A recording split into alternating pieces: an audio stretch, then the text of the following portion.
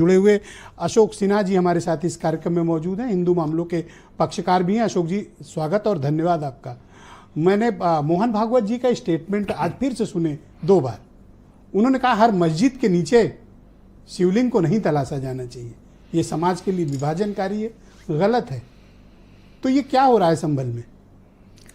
अभी भाग्यनगर में उन्होंने एक और अभी लेटेस्ट बात कही है कि हमारा वस्त्र चाहे जो भी हो, हम चाहे जैसे कपड़े पहनते हों और चाहे जो उपासना पद्धति के लोग हों, हमारे अंदर जो मनुष्य का शरीर है वो सब एक है। और इसके पहले एक बात और कहा था कि सबका डीएनए एक है। जरा इन तीनों के परिप्रेक्ष्य में ही मैं बात करूंगा। घटना क्या होती है, इस पर एक केस होता है अदालत में। अदालत का ये तरीका है, मैं स्वयं 38 साल तक प्रोविंशियल सिविल सर्विस का एक घटक रहा हूं, जिसमें 10 साल की नौकरी मैंने पुलिस की भी की है as a civil defence officer. तो मैं ये देख रहा हूं कि जब न्यायालय के समक्ष ये पिटीशन आई तो न्यायालय ये देखता है कि इसको खारिज करें या स्वीकार करें। स्वीकार करने के पहले वो जो तथ्य दिए रहते हैं उसकी थोड़ी सच्चाई उन्हें मालूम होनी चाहिए। तो उन्होंने सबसे पहले सर्वे का आदेश इसलिए दिया कि जो उसमें लिखा हुआ था कि ये हरिहर मंदिर था, नक्शा दिखाया जा रहा है और आईने अकबरी और बाबरनामा का प्रमाण दिया जा रहा है कि 1526 और 1530 के बीच में 3 जगहों पे बाबर ने आक्रमण किया था, एक पानीपत में, एक अयोध्या में और एक ये हरिहर मंदिर संभल में। संभल मंदिर की हमारी मान्यता क्या है कि कल की अवतार यहीं होना है। ये भविष्य पुराण की बात लिखी हुई है और सबका विश्वास है कल की अवतार इसी हरिहर मंदिर से होगा। मगर इसका जब आया तो जज ने आदेश दिया कि इसको 1 महीने में सर्वे करके पूरा किया जाए। मगर वकील के सामने क्या दिक्कत थी कि उसके लड़के की शादी इसी महीने में थी। तो उसने कहा साहब मुझे अनुमति दीजिए, 1 हफ्ते के अंदर मैं रिपोर्ट सबमिट कर दूं। वो कमिश्नर जो था वह अदालत का एक अंग था, वो सर्वे करने गया, उसे आदेश मिला कि 1 हफ्ते में कर लीजिए। तो वो पहले 19 को पहुंचता है। 19 को पहुंचने के बाद सर्वे शुरू होता है और नियमानुसार सर्वे शुरू होता है। मगर वहां पर कोर्ट ने निर्धारित कर रखा था कौन कौन लोग उपस्थित रहेंगे। उस उपस्थिति में वहां के एमपी साहब पहुंचे, वहां के एमएलए साहब भी पहुंचे और एमएलए साहब के बेटे भी पहुंचे और उनके साथ कुछ और लोग भी साथ में बैठ गए वहां पे और कुछ भाषण भी किया उन्होंने, मतलब उन्होंने कुछ बातें भी कही। समय भी शाम हो रहा था, इसलिए वो सर्वे बंद हो गया।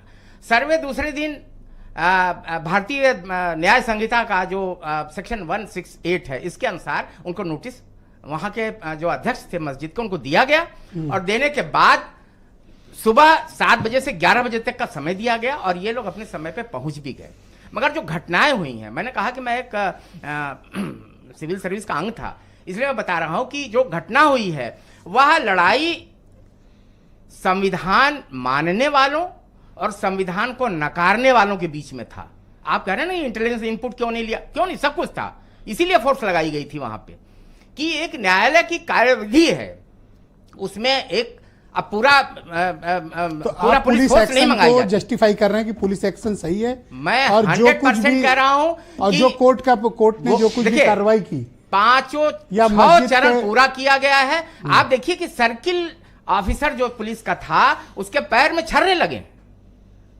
आप कह रहे हैं ना गोली चली। आपको कोई दुख है जो लोग मारे गए हैं? बिल्कुल दुख है, मरे कोई भी इस देश का एक निवासी था, नागरिक था। तो आप चाहते हैं कि इसकी कोई हाई लेवल इंक्वायरी हो? बिल्कुल होगी, जब भी ऐसी घटना होती है उसकी इंक्वायरी की जाती है। आप क्या चाहते हैं, किस तरह की इंक्वायरी हो? इंक्वायरी हो कि सच्चाई क्या है, किन लोगों ने इस प्रकार की अफवाह फैलाई कि खुदाई हो रही है, किन लोगों ने यह अफवाह फैलाई कि नहीं अंदर जो है हम, और जाके देखिए कि एमपी साहब ने 19 को भाषण क्या दिया था, हम इस देश के मालिक। 19 तारीख को रोका क्यों नहीं गया? सुनिए, उन्होंने भाषण क्या दिया है, हम इस देश के मालिक हैं, कोई नौकर और गुलाम नहीं है। हम मस्जिद की रक्षा हर हाल में करेंगे, हर कीमत पे करेंगे। बिंदु और 2-4 कहे जो नहीं कहे जा सकते, इस समय मामला गर्म है। तो ये जो भाषण हुआ है, तो आप लोगों ने शांति की अपील, कोई प्रयास किया कि सिचुएशन टेंस ना हो? देखिए, पुलिस ने पूरी व्यवस्था की थी, पूरी तैयारी के साथ, और मगर इसमें जो पहले प्री प्लानिंग करके जो ये पथराव हुआ है, जी, जो हथियार बरामद हुए हैं, जो दृश्य दिखाई पड़ रहा है, जो सीसीटीवी कैमरे पहले तोड़े गए हैं, थैंक यू। ये उद्देश्य क्या था? सीसीटीवी क्यों? क्या हमारी पहचान न हो? बहुत शुक्रिया आपका। मैं एसएम अशरफ साहब को आमंत्रित करता हूं, बहुत ही जाने माने